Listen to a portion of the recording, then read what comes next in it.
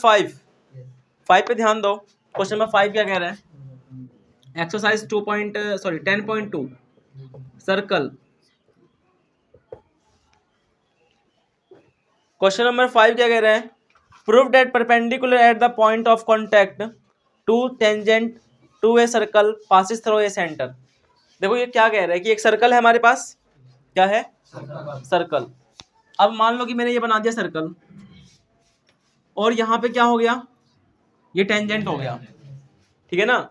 जो हमेशा इसका क्या करेगा, पॉइंट ऑफ कॉन्टैक्ट से जो ये होगा, ये पॉइंट ऑफ कॉन्टैक्ट, अगर मैं इसको ऐसे पासिस करूंगा तो ये हमेशा जो है सेंटर से पास होगा। क्या ये मुझे प्रूफ करना है? किससे पास होना चाहिए? वो सेंटर से। और सेंटर से जो पास होगा कितना डिग्री पे पास होना चाहिए? 90 डिग्री पे। ये चीज़ मुझे प्रूफ करना है। तो मैं मान लेता हूँ इसको O, इसको A, इसको B। तो मुझे क्या प्रूफ करना है? OAB एंगल OAB बराबर कितना प्रूफ करना है? 90 डिग्री प्रूफ करना है, ठीक है? कि हमेशा वो जो पास होगा ना वो सेंटर से ही पास होगा। मुझे ये चीज़ सिद्ध करनी है, ठीक है ना? तो जैसे कि मैंने यहाँ पे ना एक लाइन ले लेता हूँ, मैं इमेजिन कर लेता हूँ यहाँ पे, जैसे कि ये O था, ये O डैश ले लेते हैं लाइन। क्या ले लिया?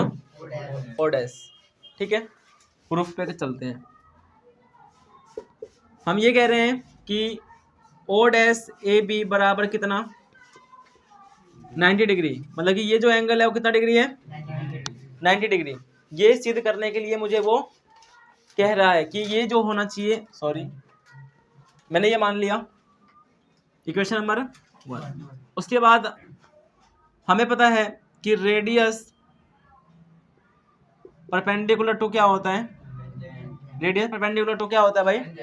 कि रेडियस, मतलब कि रेडियस क्या है? OA हमारा क्या है इसके अंदर? रेडियस है। और AB हमारा क्या है भाई? टेंजेंट है। तो क्या होगा? OA परपेंडिकुलर टू AB होगा। मतलब कि जो एंगल OAB है, एंगल OAB ये क्या होगा? 90 डिग्री परपेंडिकुलर होगा, ठीक है? तो ये इक्वेशन नंबर 1।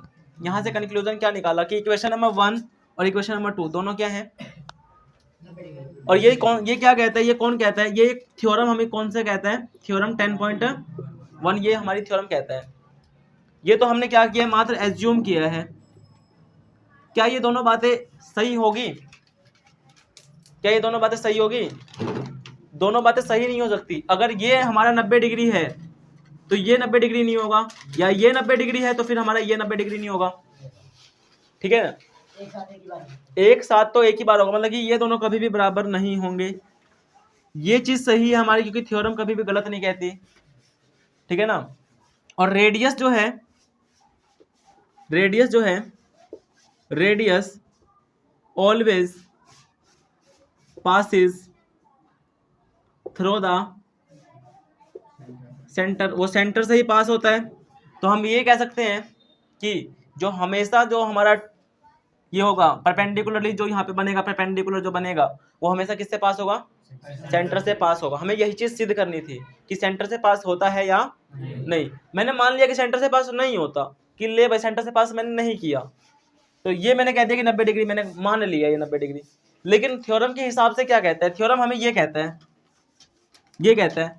तो बता, मैं थ्योरम की बात सच मानूं या मैं इसकी बात सच मानूं? यही बात है कि मेरे पास किसी बंदे ने चोरी कर ली। अब एक बंदा आया मेरे पास बोलता है कि चोरी नहीं की, लेकिन भगवान मेरे पास आए बोले कि चोरी इसने करी है। तो मैं किसकी बात मानूंगा?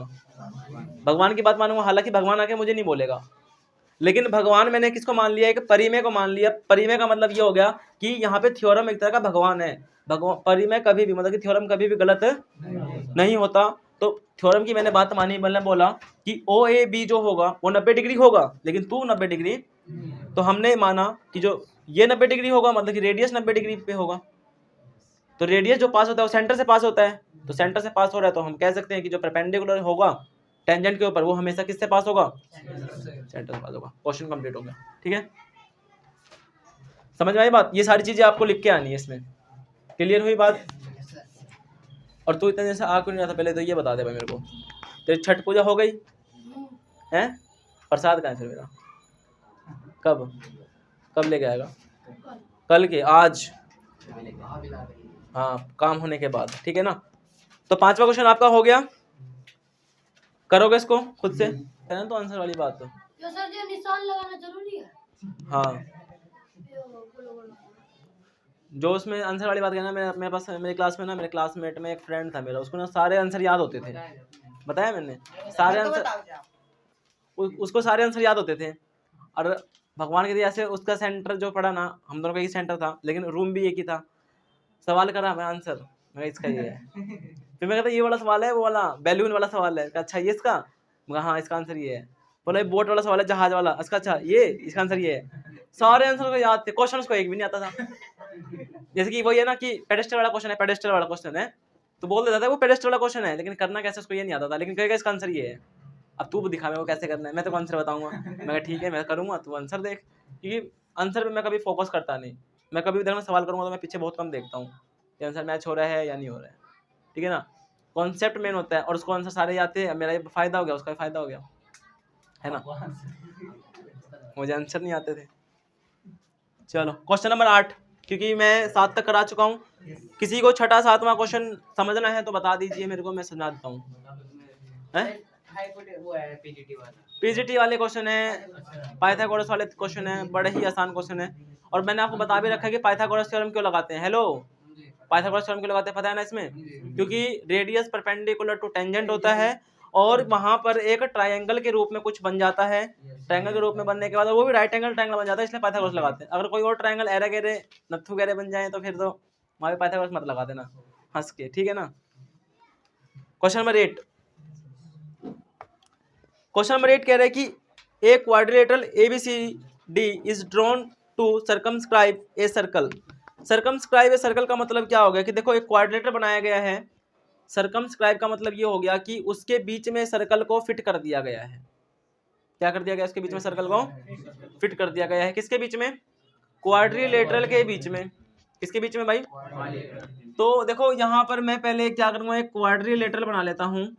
ये मैंने क्या बना लिया, और उसके बीच में मैंने क्या फिट कर दिया भाई?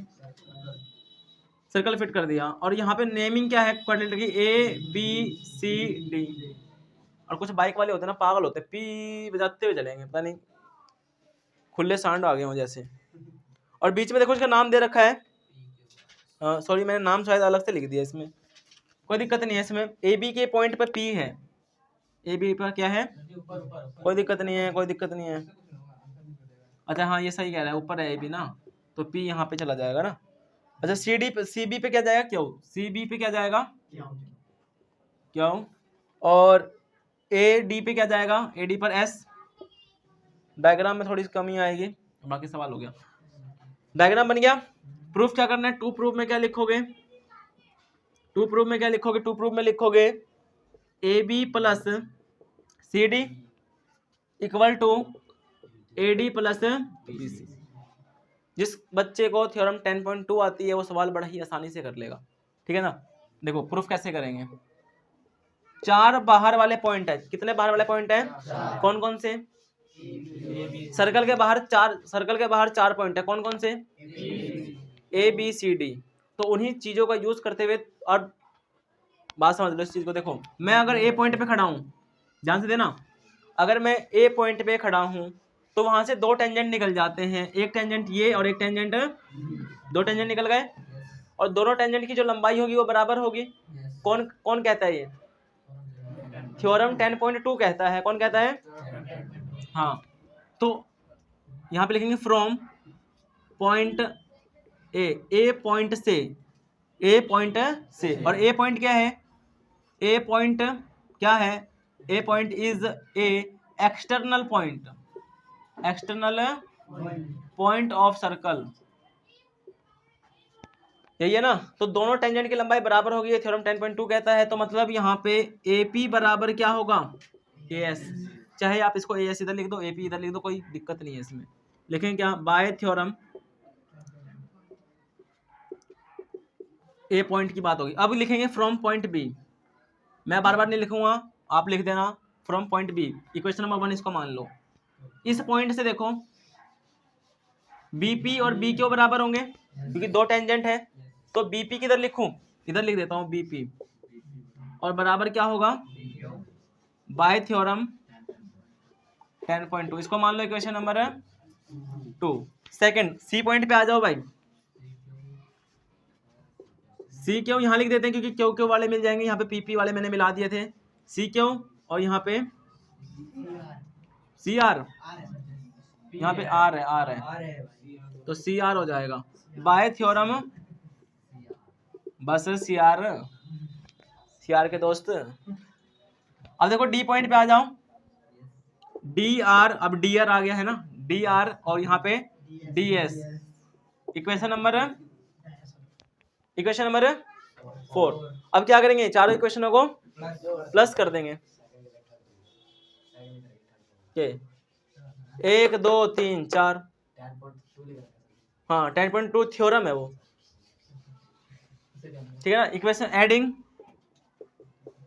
एडिंग इक्वेशन नंबर 1 2 3 एंड जोड़ने का तरीका बता देता हूँ, जोड़ेंगे कैसे, इक्वल टू से इधर वाले इक्वल टू को इधर ही जोड़ेंगे और इक्वल टू को उधर वाले इक्वल टू के उसी साइड जोड़ेंगे, ठीक। तो AP plus BP plus CR plus DR equal to AS plus BQ plus CQ plus DS। देखो AP और BP AB AP plus BP क्या बनाते हैं, CR और DR DC AS और DS AD और BQ और CQ, यही चीज मुझे क्या करना था, हैंस प्रूव्ड, ठीक है ना। इस पे ध्यान दो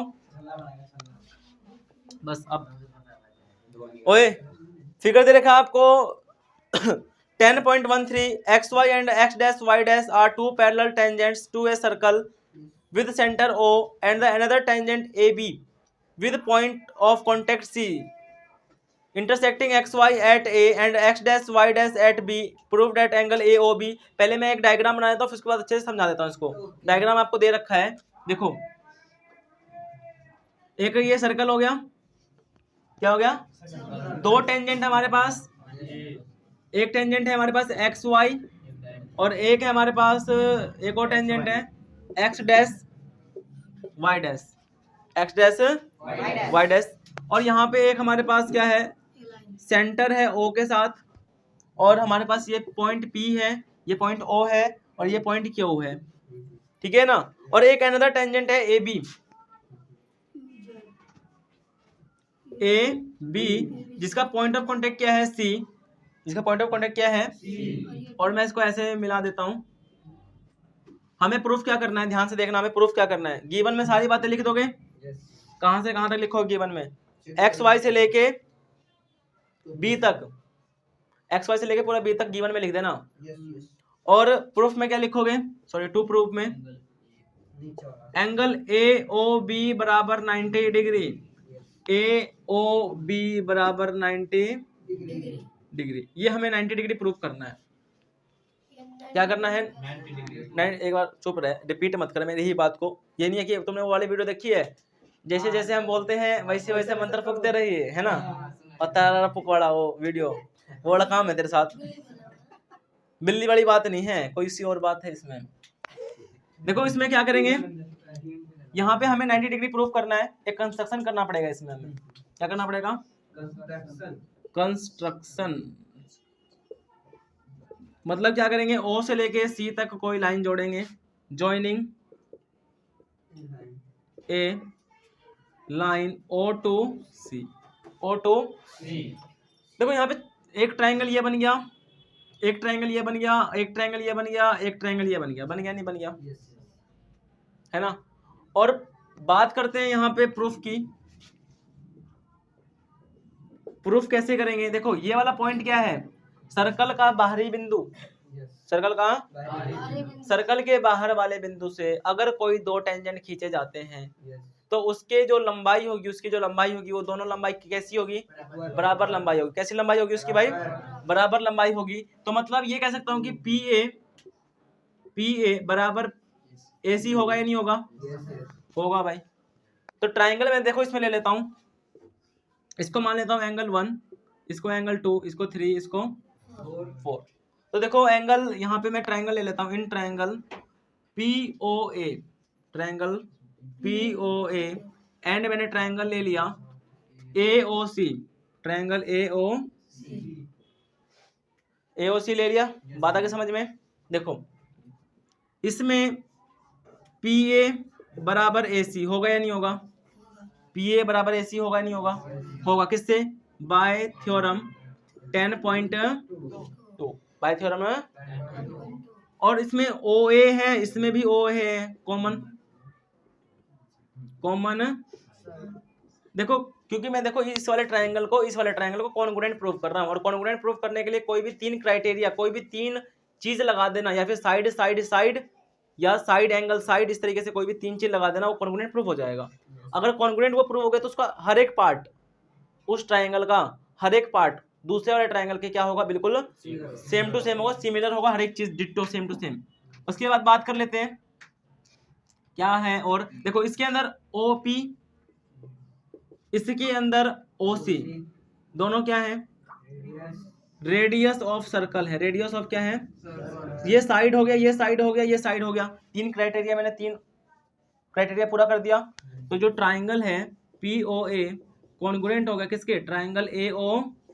किस रूल से? By side. जब ये चीज बराबर होगी तो हम ये कह सकते हैं कि इस वाले ट्राइंगल का एंगल 1 और इस वाले ट्राइंगल का एंगल 2 बराबर होगा या नहीं होगा? होगा कि नहीं होगा? अगर एंगल 1 और एंगल 2 क्या होगा? बराबर। किससे? बाय CPCT से, बाय CP। इसका फुल फॉर्म क्या होता है? कॉन्ग्रुएंट पार्ट ऑफ, गलत, corresponding part of congruent triangle, corresponding part of congruent. बात आ गई समझ में? देखो जिस तरीके से हमने एंगल 1 और 2 को प्रूफ कर दिया, सेम इसी तरीके से सिमिलरली एंगल 3 और एंगल 4 भी बराबर होंगे, क्योंकि इसके अंदर ट्राइंगल, जैसे कि यहाँ पे लिख देता हूं मैं, triangle COB, in triangle COB and triangle BOQ, triangle BO, ये दोनों भी जैसे इसको प्रूफ किया सेम इसी तरीके से ये भी प्रूफ हो जाएगा। और इस ट्राइंगल देखो यहाँ पे जिस तरीके से एंगल ये 1 एंगल 2 है, सेम इसी तरीके से एंगल 3 और 4 बराबर हो जाएंगे। सेम सिमिलरली एंगल 3 और एंगल 4 भी क्या होंगे? By CP 3 4। ठीक है ना? बात आई समझ में? अब मेरी बात समझो, एंगल 1 2 3 4 सारे के सारे एंगल एक स्ट्रेट लाइन, एक सीधी रेखा पर, एक सीधी लाइन पर बन रहे हैं, नहीं बन रहे हैं? तो सीधी लाइन पर बनने वाले सभी एंगलों को अगर मैं जोड़ूंगा तो किसके बराबर हो जाएगा? 180 के बराबर हो जाएगा। किसके बराबर होगा?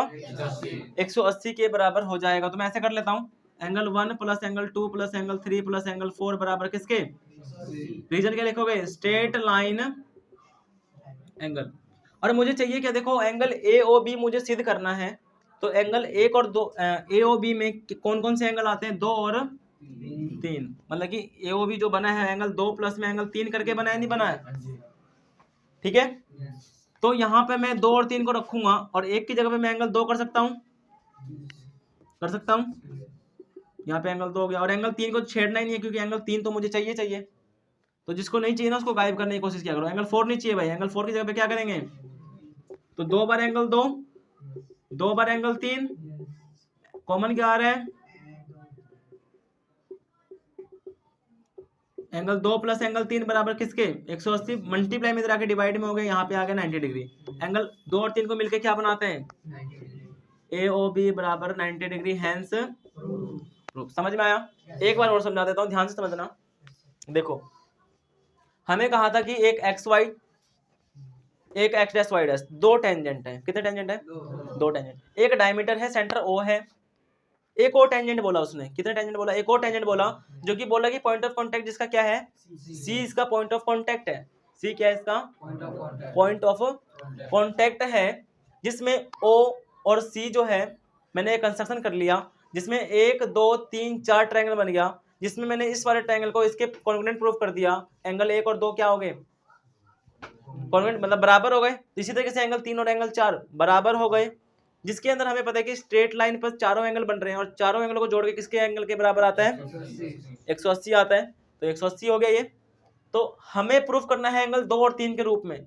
करने के लिए मैं एंगल 1 और 4 भी कर सकता था, लेकिन मुझे उसको प्रूफ करके कोई फायदा नहीं होने वाला। तो मैं एंगल 2 और 3 के रूप में चाहता हूं, तो एंगल 1 की जगह पे मैं या तो 3 रखूं या तो 2 रखूं। तो 3 तो मैं रख नहीं सकता, 2 ही रखता हूं, क्योंकि 3 तो इसके बराबर है। तो यहाँ पे 3 रखा जाएगा, सॉरी 2 रखा जाएगा, और इस 4 की जगह पे एंगल 3 रखा जाएगा। तो दोनों को जोड़ेंगे तो एंगल 2, 2 बार एंगल 2, 2 बार एंगल 3, 2 कॉमन आ गया, तो एंगल 2 प्लस एंगल 3 जो है 2 की मल्टीप्लाई में, इधर डिवाइड में चला जाएगा, 90 डिग्री हो जाएगा। बात आई समझ में? ठीक है।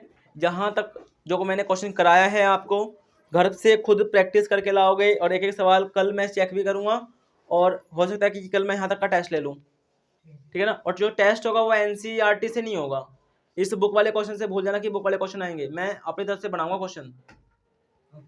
कॉन्सेप्ट 10.1 और 10.2 का रहेगा, ठीक है। कॉन्सेप्ट 10.1 और 2 का ही रहेगा, कॉन्सेप्ट नहीं चेंज होने वाला, कॉन्सेप्ट 10.1 और 2 से बाहर नहीं आएगा, वही रहेगा। आप देखना कि किस लेवल तक की आपकी पढ़ाई चल रही है, कैसी चल रही है, वो मैं